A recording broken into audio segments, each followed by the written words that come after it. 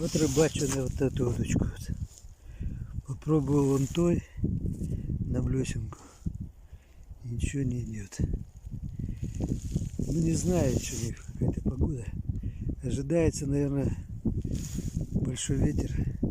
Вот тут мелочевку я отобрал.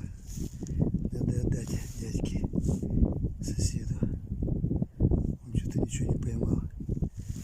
Вот. Ну, такой вот. Нормальный.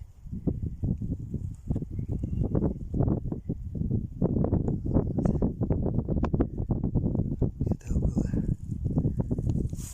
17 штук больших таких, средненьких. Я думаю, что как он подошел, говорит: у тебя богатый улов.